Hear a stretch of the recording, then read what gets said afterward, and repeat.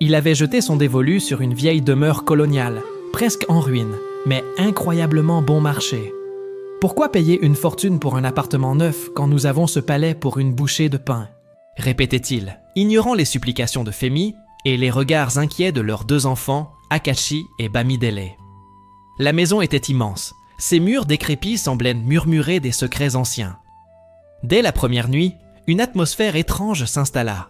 Des bruits de pas résonnaient dans les couloirs vides, des portes claquaient sans raison, et un froid glacial parcourait les pièces. Femi, terrifié, tentait de raisonner Jimon. « Cette maison n'est pas saine, mon amour. Partons d'ici. Je sens une présence. » Mais Jimon, obstiné, balayait ses craintes d'un revers de main. « Ce sont tes nerfs, Femi. C'est le vent dans cette vieille bicoque, rien de plus. » Pourtant, les phénomènes s'intensifiaient. Un soir, alors que la famille dînait, tous les robinets de la maison s'ouvrirent en même temps, déversant une eau glacée. Une autre fois, les jouets d'Akashi et Bamidele se mirent à s'animer seuls dans leur chambre, formant des cercles sinistres. Les enfants, autrefois joyeux, étaient désormais pétrifiés de peur, refusant de dormir seuls. Femi passait ses nuits à prier, serrant ses enfants contre elle, tandis que Jimon commençait à sentir le doute s'insinuer dans son esprit têtu. Le point de non-retour fut atteint une nuit de pleine lune.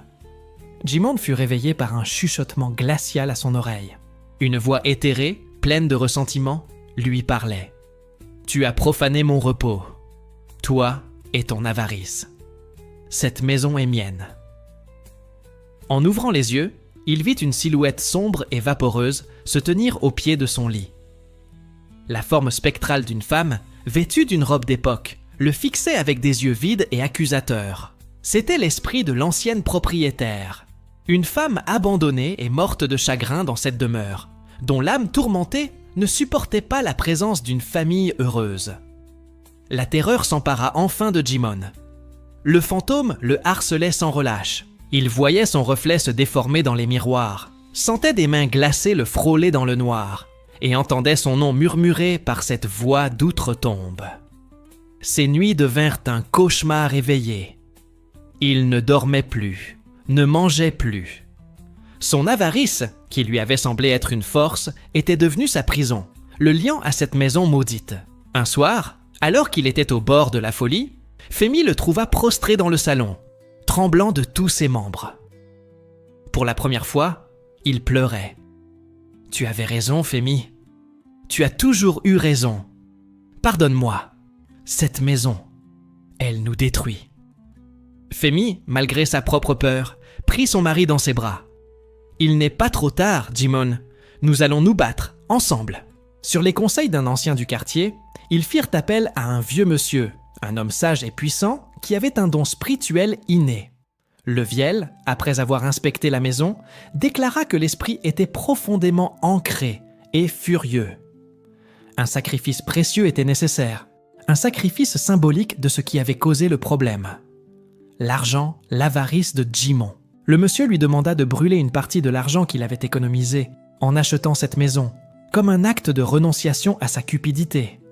Pour Jimon, ce fut une épreuve terrible. Chaque billet qui partait en fumée était comme une partie de lui-même qui se consumait.